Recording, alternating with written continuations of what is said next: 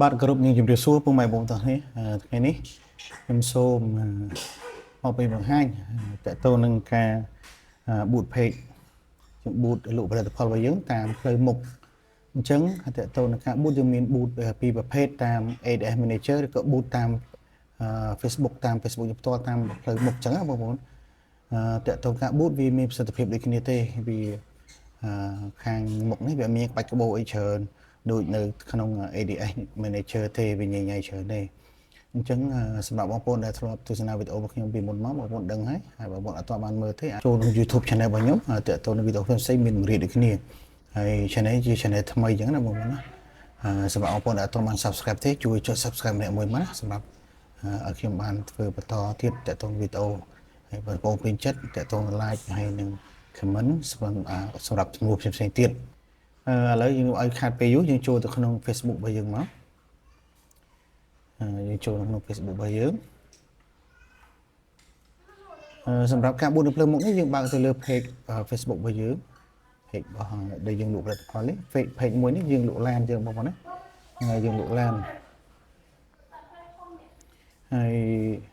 យើង scroll មកខាងក្រោមមកយើងមើលវីដេអូណាដែលយើងត្រូវ boot អញ្ចឹងណាបងប្អូនហើយនេះសម្រាប់វីដេអូនេះខ្ញុំ boot ទៅលើ2 second ដែលវីដេអូមុនខ្ញុំប្រាប់បងប្អូនថា boot ទៅលើ2 second សម្រាប់អ្នកមើលអញ្ចឹងយើងលក់ផលិតផលយើង boot លើ2 second ឲ្យបានច្រើនគេមើលបានច្រើនហើយបន្ទាប់មកយើងចាប់ដើម boot យក message ម្ដងអញ្ចឹងយើងមើលលើផ្ទាំងវីដេអូរបស់យើងនេះយើងអូសមកខាងក្រោមមកយើងមានលើពាក្យ boot នេះ boost នេះ boost reel របស់យើងអញ្ចឹងយើងចុចទៅលើហ្នឹងមកអូខេចុចលើវាមកតោះមកវាឡើងមកពាក្យលើ boost post នេះមកវាឡើងលើពាក្យ boost post នេះឃើញ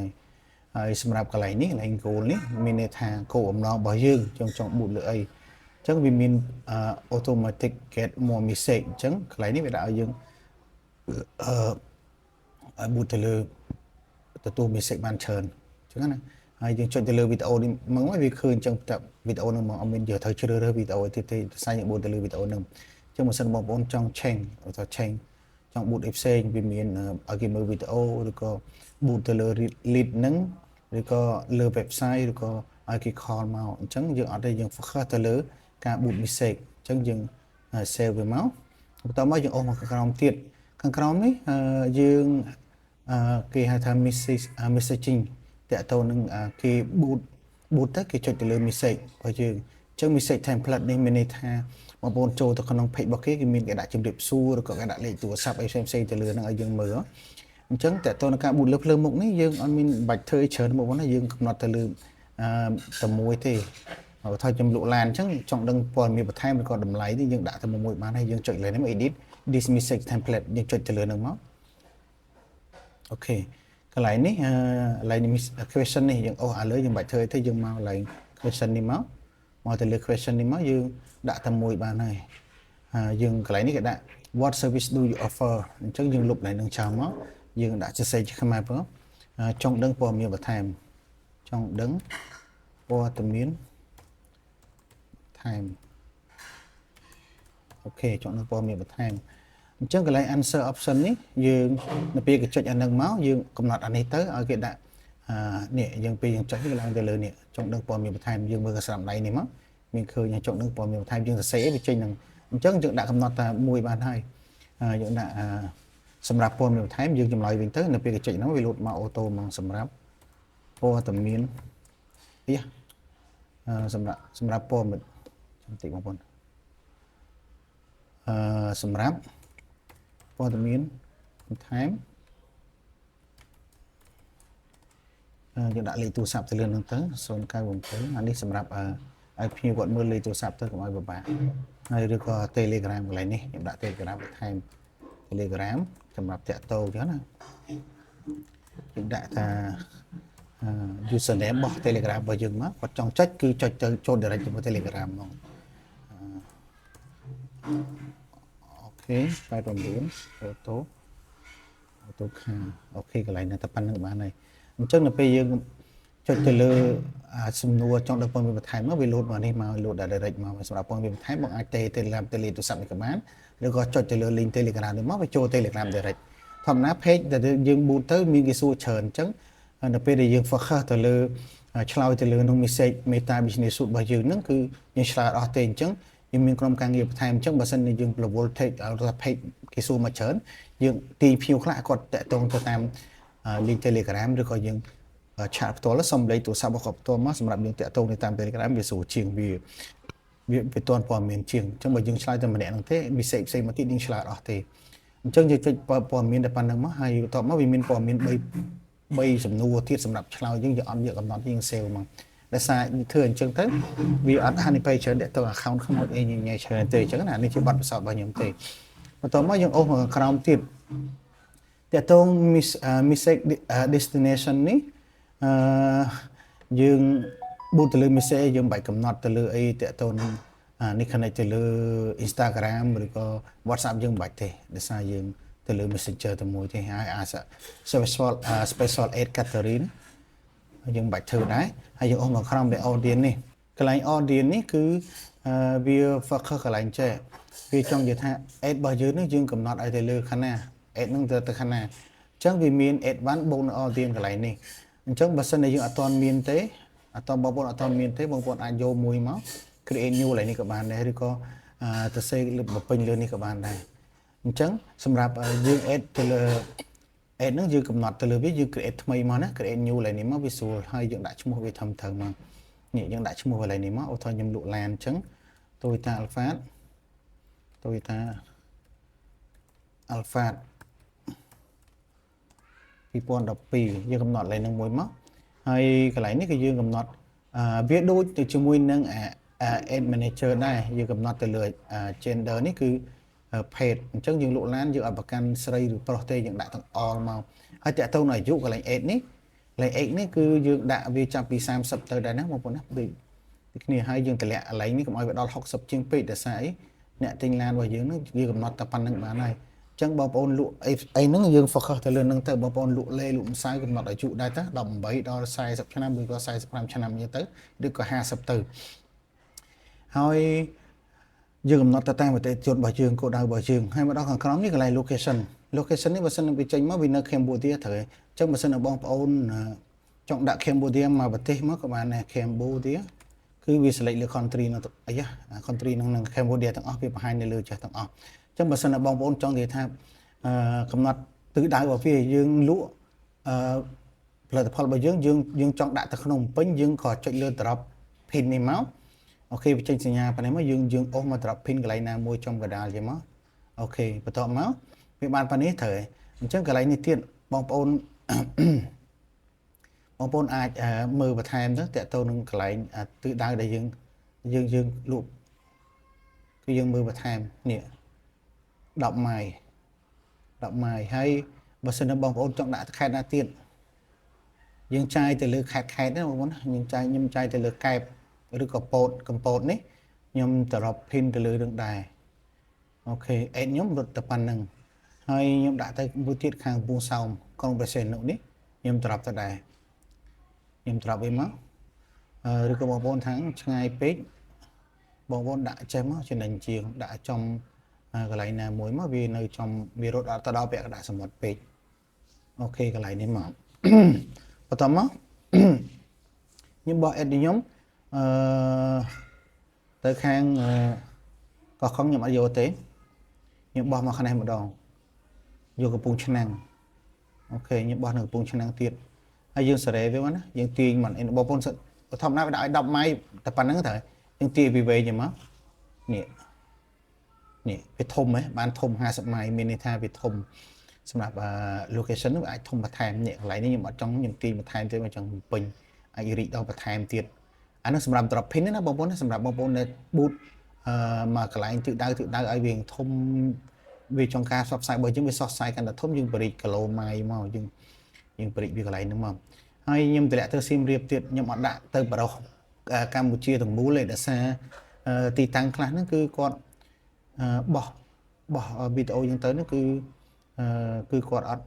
សូវចាប់អារម្មណ៍យើងខ្ជិលដែរដូចទៅខាងឆ្ងាយពេកក៏គាត់បានមកមើលរបស់យើងដែរគាត់បានមកមើលរបស់យើងទេ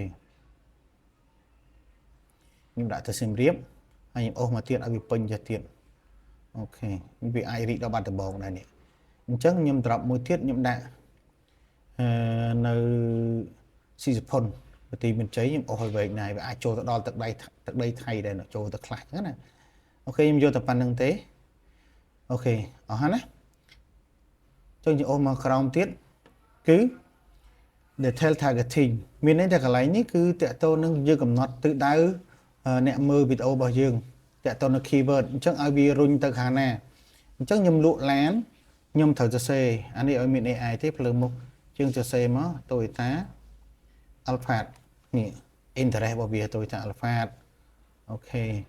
minivan តកតទៅនឹងឡានហ្នឹងគឺ minivan បើបងលក់ skin care ដាក់ skin care ហើយ cosmetic អីមកឬក៏នេះខ្ញុំដាក់ luxury good ផ្សេងទៀតនេះ car drive បើសិនជាបងប្អូនលក់នេះ cosmetic វាមានលឿននឹងស្រាប់ដាក់ online shopping មួយទៀតមកអូខេហើយនៅមួយទៀតខ្ញុំដាក់ Toyota vehicle មកនេះ interesting នេះអញ្ចឹងខ្ញុំកំណត់តែប៉ុណ្្នឹងទេអូខេហើយវាអស់ហើយអញ្ចឹងខ្ញុំសូមបញ្ជាក់សារថ្មីមកទៀតយើងចុច create new សម្រាប់គោលដៅអតិថិជនរបស់យើងមកយើង save name វាមកហើយយើងកំណត់ទៅលើ page បើសិនបើផលិតផលបងប្អូនប៊ូតខ្លះណាផលិតផលប្រុសទេបងដាក់ប្រុសមានស្រីដាក់ស្រីប៉ុន្តែខ្ញុំ recommend ឲ្យដាក់ទាំងអស់ទៅហើយតើទៅនឹងអាយុគឺយើងចាំបាច់មែនទែនយើងត្រូវ focus ត្រូវថាតើទៅនឹងអាយុហ្នឹងគាត់ទិញលេរបស់យើងគាត់មានផលិតផលមានលទ្ធភាពទិញអត់ក្មេងៗអាយុប៉ុណ្ណាហើយដល់ចំណាស់ណាដែលគេត្រូវការផលិតផលរបស់យើងឬក៏លេឬក៏សម្លៀកបំពាក់ហ្នឹងយើងកំណត់ឲ្យនៅច្បាស់លាស់មួយទៀតគឺ location អញ្ចឹងតាក់ទង location នេះដូចខ្ញុំប្រាប់ដំបូងអញ្ចឹងគឺបើសិនបងប្អូនចង់ boot មកវីដេអូហ្នឹងស្រុកខ្មែរពេញហ្នឹងហ្មងទូទាំងស្រុកខ្មែរហ្មងបងប្អូនដាក់ទៅបើសិនបងប្អូនថាអត់ទេចង់ដាក់តាមខេត្តទេ drop pin ដូចខ្ញុំប្រាប់បងប្អូនអញ្ចឹងហើយបន្ទាប់មកយើងបំពេញអស់ហើយយើងមកដល់កន្លែង detail targeting តាក់ទងនឹងអតិថិជនគោលដៅអតិថិជនរបស់យើងខ្ញុំដូរលក់ឡានដែរខ្ញុំសរសេរទៅលើនឹងមាន keyword ទៅលើហ្នឹងហើយបើសិនបងប្អូនលក់លេ cosmetic online អីហ្នឹង shopping online shopping ជាមួយនឹង skin care អូខេអស់តែប៉ុណ្្នឹងទេហើយបន្ទាប់មកយើងចុច save audience អញ្ចឹងនៅពេល save audience យើងមើលទៅគឺទីវាឡើងមកលឿនហើយអូខេនេះនៅពេលយើង save ហើយណាយើង save មកវាមានអានេះយើងចុច see all មកវាមានអានេះខ្ញុំធ្លាប់ save វាមុនមកអានេះខ្ញុំធ្វើថ្មីដើម្បីបងប្អូនមើលនេះ Toyota Alphard ដែលខ្ញុំ save មិញអញ្ចឹងខ្ញុំ select លើវាទៅអូខេយើងកំណត់មិញយើង select ទៅលើវាហើយបន្ទាប់មកយើងអត់មាន data អីយើងអត់មកក្រោមមកណាតើតទៅនៅ duration រយៈពេល run ជាមួយនេះអត់មានប៉ះពាល់ទេយើងបាច់មើលច្រើននេះយើងមើល daily budget នេះមកអញ្ចឹងវាក្នុងដាក់វាមកវា set ឲ្យ$10ស្រេចប៉ុន្តែខ្ញុំចាយមួយថ្ងៃទៅ$5ទេបងប្អូនខ្ញុំចាយទៅមួយថ្ងៃទៅ$5អញ្ចឹងយើងចាយមួយថ្ងៃ$5ហ្នឹងវាថាយើងចាយតែប៉ុណ្្នឹងមួយថ្ងៃមានតែ message 0 reply ទេអញ្ចឹងវាឲ្យយើងវា recommend ឲ្យយើងមួយថ្ងៃ$10ប៉ុន្តែខ្ញុំដាក់បានដូចគ្នាទេបងប្អូនណាបានដូចគ្នាទេមួយថ្ងៃ$5គឺមានដូចគ្នាទេបន្ទាប់មកយើងអស់មកក្រោមយើងមើល placement របស់នេះយើងចុចលើ placement នេះណាប្រយ័ត្នអត់បានកំណត់លឿនហ្នឹងប្រយ័ត្នវាលុតទៅអេទៅឡើងណាផ្សេងអញ្ចឹងបងប្អូនយើង boot ទៅលើ message របស់ Facebook យើងមើលទី1មាន crease Facebook ទី2វាមាន crease Messenger នេះអញ្ចឹងកន្លែង Instagram នេះគឺយើងបិទចោលយើង crease ចោលដោយសារយើងអត់ boot ទៅលើ Instagram ទេហើយបន្ទាប់មកកន្លែង add card នេះដោយសារខ្ញុំ add ហើយបងប្អូនណាខ្ញុំ add ហើយខ្ញុំ add ហើយអត់មានប្របាអីធ្វើអីទៀតទេក៏ add card ក៏យើងចុចលើនេះមកបងប្អូនមាន Visa card សម្រាប់ add ណាបងប្អូនអត់ស្គាល់ទេបងប្អូនអាចទៅដល់ធនាគារគេបរិញ្ញាយើងមាន ACIDA ABA ហ្នឹងវា viral នៅស្រុកខ្មែររបស់យើងអញ្ចឹងខ្ញុំបញ្ជាក់បងប្អូនមកទៀតការ boot លើ message ទៅលើផ្លូវមុខគឺយើងមើលអានេះទីមួយចុចមកឃើញ goal មាន goal អញ្ចឹងយើងអស់មកទៀតគឺយើងមានcreate template ជាមួយនឹង message auto reply ហើយកន្លែង message destination នេះយើងតាក់ទងនឹងការ boot យើងទៅលាក់ទៅលើ message ណាហើយគេសាច់ឆាតមកសួរយើងហើយខាងក្រោមនេះ special ad នេះយើងមិនបាច់ប៉ះពាល់ទេហើយយើងមកដល់ខាងក្រោមនេះតាក់ទង audience ខ្ញុំបង្កើតថ្មីមិនដូចខ្ញុំប្រាប់អញ្ចឹងយើងចុច create new ហើយយើងកំណត់វាបានដល់ប៉ុណ្ណេះក្នុងនេះមិញហើយយើង add transparency នេះមិនបាច់ខ្វល់ទេហើយយើងអស់មកខាងក្រោមតាក់ទងនឹង run ad នេះ run ad continuously នេះយើងដាក់ចំនួនលុយទឹកប្រាក់អញ្ចឹងឲ្យវារត់ទៅរហូតយើងមិនបាច់កំណត់ថ្ងៃអត់ឈប់ថ្ងៃណាទេឲ្យវាទៅរហូតអញ្ចឹងទៅហើយមកដល់ខាងក្រោមតើទៅនៅ placement នេះបងប្អូនណាទៅលើ placement យើងត្រូវចុចដូចខ្ញុំប្រាប់អញ្ចឹងយើងមើលទៅលើហ្នឹងគឺយើង boot លើ Facebook ហើយ boot ទៅលើ message នេះទេ Instagram យើងដោះចោលមកតោះមកតើទៅនឹងពេញកាតបើសិនបងប្អូនអត់ទាន់ពេញកាតទេបងប្អូនអាចពេញកាតទៅ ហើយតាក់ទងពេញកាត់អត់ប្រមាថទេដូចខ្ញុំប្រាប់មិញអញ្ចឹងយើង add visa card មកហើយបើសិនបងអត់ស្គាល់ទេបងប្អូនអាចទៅធនាគារផ្សេងៗ AC ACILA ឬក៏ ABA ហ្នឹងក្នុងការងារគេគាត់ប្រាប់ឲ្យតាក់ទងការធ្វើ visa card ឬបងប្អូនអាចចុះបង្កើតឯងនៅក្នុង app របស់ធនាគារទាំងហ្នឹងអញ្ចឹងបន្ទាប់យើងចប់ការងារអស់ហើយគឺយើងចុចទៅ post ទៅ publish ទៅយើង publish ទៅយើងចប់ហើយអូខេនៅពេលយើង publish ហើយគឺនេះ status របស់វានេះគឺវានៅ review របស់យើងហើយតើតើនៅការ book របស់យើងគឺ goal របស់យើងគឺ get more message ហើយចំនួនថ្ងៃគឺមួយថ្ងៃ$5ថ្ងៃ$5ណាជាមួយនឹង visa card ដែលខ្ញុំបំពេញ visa card របស់ខ្ញុំហើយ run ហ្នឹងវាad នេះវាពង run អញ្ចឹងវាពង review អញ្ចឹងយើងត្រូវ go to ad center យើងចូលទៅក្នុង ad របស់យើងអញ្ចឹងសម្រាប់វីដេអូនេះគឺមានតែប៉ុណ្្នឹងទេហើយសម្រាប់បងប្អូនដែលអត់ទាន់បានចុច subscribe ជួយចុច subscribe channel អ្នកមួយបងប្អូនណាហើយខ្ញុំនឹងតាក់ទងធ្វើបាត់បង្ហាញវីដេអូផ្សេងៗទៀតជូនបងប្អូនជាមួយនឹងការបង្រៀនផ្សេងៗការកាត់តវីដេអូការ boot page ឬក៏